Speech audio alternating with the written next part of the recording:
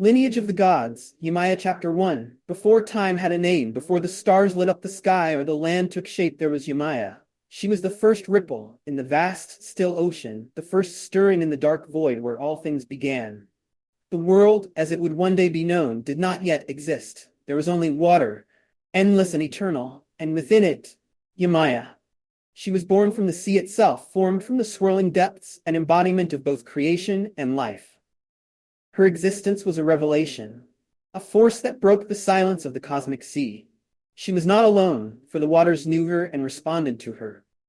As she rose from the depths, the ocean lifted with her, waves forming and crashing against one another as if greeting their new mistress. Her body was a mirror of the sea, fluid, ever-changing, yet powerful and ancient beyond measure.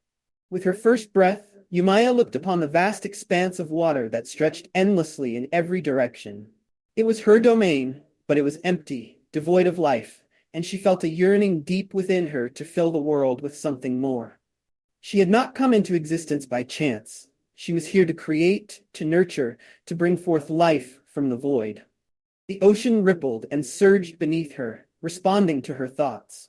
Her fingers traced patterns in the water, and wherever she touched, something began to stir.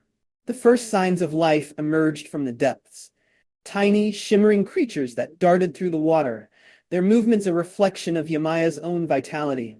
The ocean, once silent and still, was now alive, and it rejoiced with her. Yemaya felt the power of creation surging within her, but she knew that the waters alone would not be enough. She gazed toward the horizon, where the dark line of the sea met the unknown expanse beyond. There was land out there, still formless, but waiting. The earth, like the ocean, needed her touch. She felt it calling to her, a quiet hum beneath the roar of the waves. With a single thought, Yemaya moved across the waters, her feet barely skimming the surface as she approached the edge of the land. Her presence was transformative. Wherever she stepped, rivers and lakes appeared, spreading out across the empty plains. The land, once dry and lifeless, drank deeply from her waters, and soon it too began to stir with the first signs of growth. Trees and plants rose from the ground, their roots reaching toward the water's edge. Yemaya moved through the land, her heart swelling with joy as she watched the world come to life around her. She was the mother of all creation, the giver of life, and her power extended far beyond the waters. Yet even as she nurtured the land, she felt the weight of her task. The world was vast, and there was still much to be done. She paused at the edge of a great river, her reflection shimmering in the water.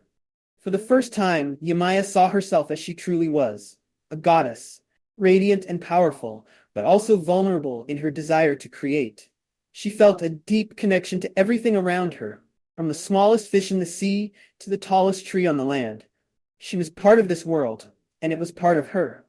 But even as she marveled at the beauty of her creation, Yemaya knew that her journey had only just begun. There were forces in the world that she had not yet encountered, forces that would challenge her and test the strength of her resolve.